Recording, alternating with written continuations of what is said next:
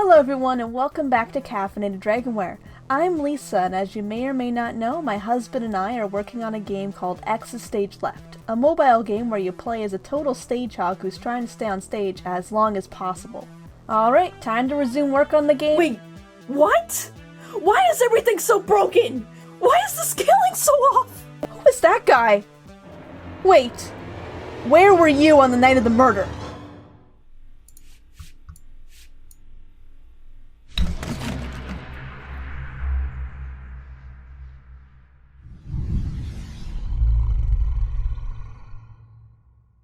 Alright, long story short, I hadn't touched Unity in months by the time I sat down to work on it again. Nevertheless, I had installed a few updates since I had last used it.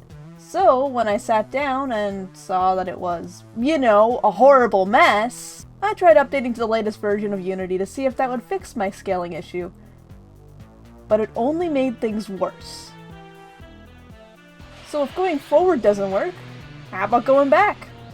I tried to install older versions of Unity, hoping that would fix the issue. However, in the end, I had to suck it up and fix it manually.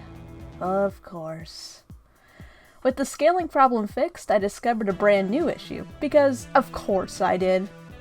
The swinging prop would awkwardly stop in the middle of the stage. I checked my old footage, and sure enough, it was working fine before I stopped using Unity. It appears to be not working.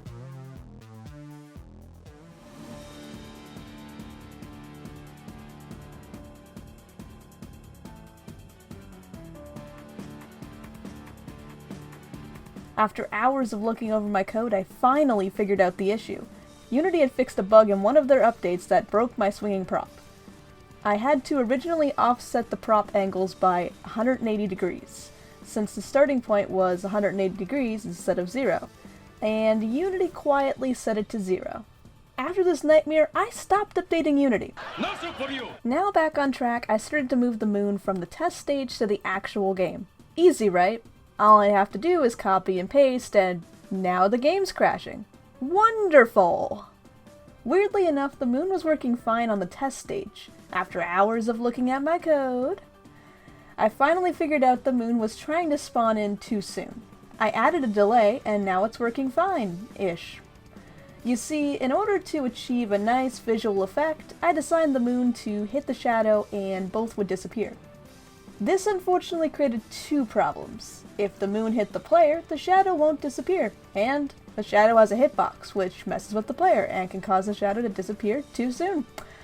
Also, the shadow shrinking code stopped working altogether. I'm about ready to scream. Hello, I am Lisa's official translator. She is too angry to talk right now. She replaced the janky shadow resizing code with a simple animation.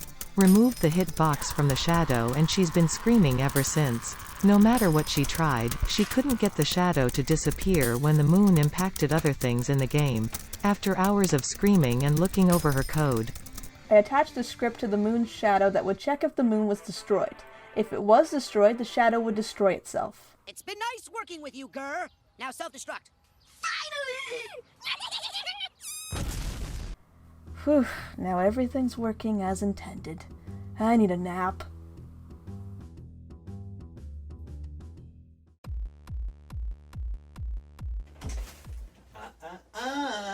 You still have to use the attention meter to trigger the various props. Right now you're only using the placeholder buttons.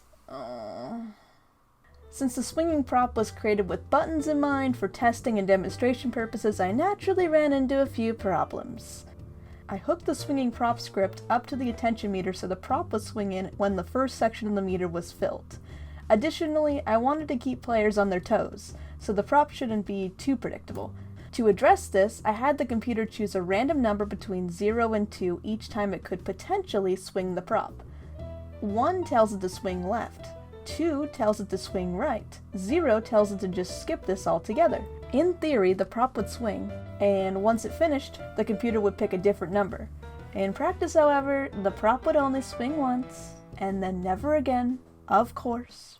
It took a while to figure this out, but it was because of a failsafe I had put in the original code. This failsafe prevented the prop from getting caught in a runaway cycle of swinging forever and ever and ever and ever and ever and ever and ever and ever and ever and ever and ever and ever and ever and ever and ever and ever and ever. With that removed, it swings back and forth at random. Then I polished things up by modifying the moon's script so it would wait until the first part of the attention meter was filled before swinging. Yep, it was actually that easy.